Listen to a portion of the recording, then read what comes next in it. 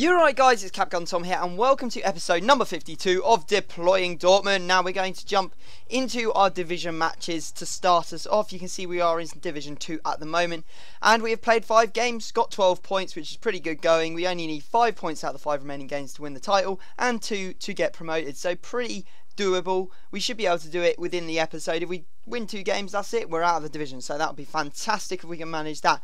Now first off, if you're looking to buy some Ultimate Team coins, go and check out Ep52coinemporium.com. their link will be down in the description. A fast, cheap and reliable coin service, and they currently have a sale on, so go get yourself some cheap coins. So here we go. We're going to go into our first game. I have to say a massive thank you to all of you guys who put comments into the last video saying what I should do to play the 3-4-2-1 formation better, or learn to play it better than I have been so far, although I haven't been playing too badly with it, to be fair. Now what you've been saying is mainly to play it on defensive because it's a very attacking formation. I'd have to agree, it is very attacking. You don't have any sort of like CMs, or well, you don't have DMs basically, and DMs are very important in my opinion in this game. They seem to sort of completely destroy any sort of play that the other team can have, just breaking it up, taking balls that people try to play straight through from their midfield, their defence to their strikers, and yeah, it's going to be an issue. So you're saying play it defensive, which I will do. Obviously I didn't get that memo in time for this game because I ended up losing 2-0. I was on just normal, and you can see there Subotic with what was a pretty fantastic own goal. So that was a bit of an unfortunate loss, but you know, we're learning still. We're going to try and play the 3-4-2-1 because, to be honest, it's got to the end of FIFA. We've all played the 3-5-2, the 5-2-2-1s, and we've done them to death. I'm absolutely sick of them. It just doesn't inspire me to play FIFA how I want to play it, because I'm the sort of person who likes to play FIFA and think about it while I'm playing it. I don't want to be just sort of like a robot who plays the same balls over and over again.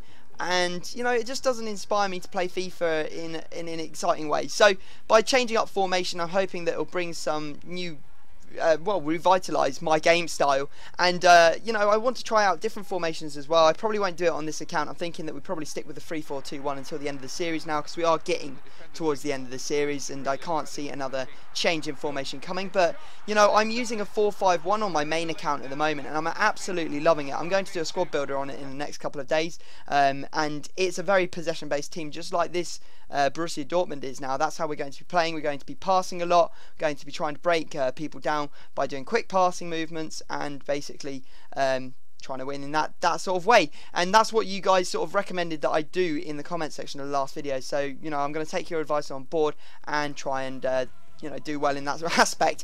Anyway, we won that game 1-0, very strange one, scored early on, and then he ended up rage quitting, like, or not, he maybe got bored or something and he just left in the 64th minute. Very, very odd, but yeah, that's neither here nor there. We have been promoted now, and we're looking for the championship position next. Anyway, we've done a trading session, and what a trading session this turned out to be. I did it when EA were revealing the Legends trailer. I had the stream on one of my screens, and I had 2 different web apps on the other one, and I was trading on both consecutively, and because so many people were watching the Legends thing, no one was trading. There were so many bargains picked up. You can see there, the first one I bought a Muller.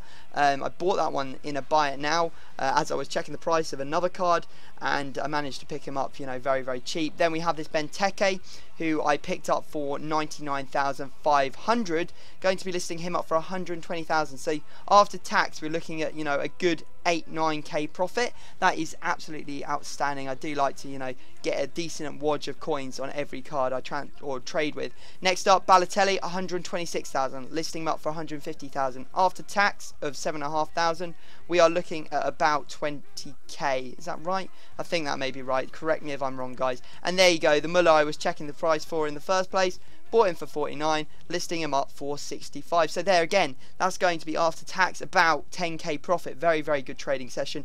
And if you're wondering how I did it, I've told people before how I trade. All I do is I set my minimum price to around 50,000. If I've got 400,000 coins, then I'll set the maximum price to 400,000 coins. Then I'll just scroll through. If any cards look like they're going cheap or they have a bid on it, if it's got a bid on it, it's very good indication that it's going for a cheap price. I go check it on my other web app that I have running. I have one on Internet Explorer and one on one on Google Chrome, so I can use 2 different web apps at the same time, but obviously you have to have separate accounts, and that's how I do all my trading. It's very, very easy, and you can make a lot of money doing it. Now, in this game we're using Löw at left mid, and what a game he had.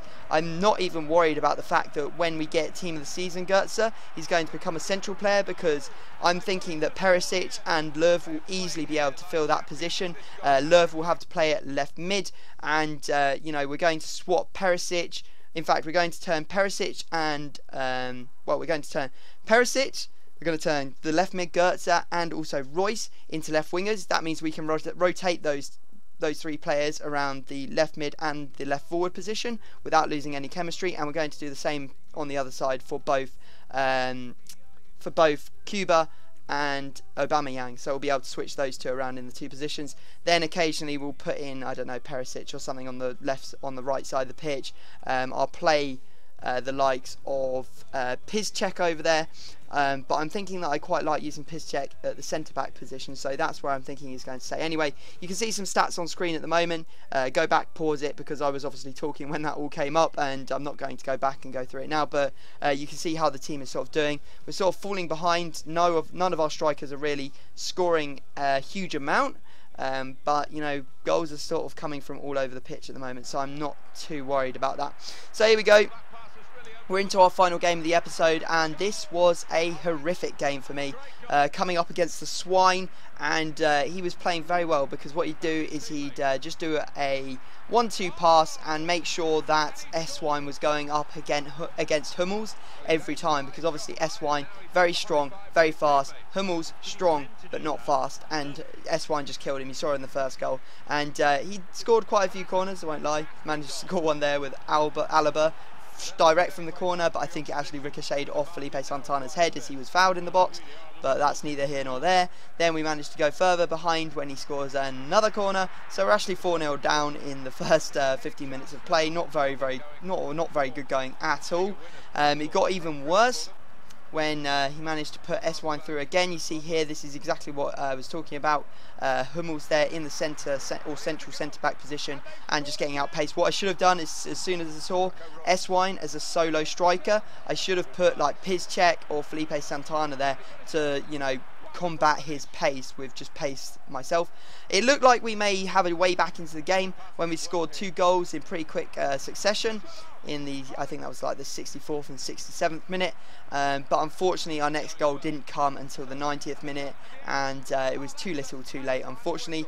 Could have been a nice comeback, but you know, that will have to wait for another day. Maybe we can do that 5-goal deficit and come back from it at some point, but in that game it wasn't to be. So guys, hope you have enjoyed the episode. If you could drop it a like, that would be absolutely fantastic. But other than that, I will stop talking, I will leave it there, and I will see you all next time.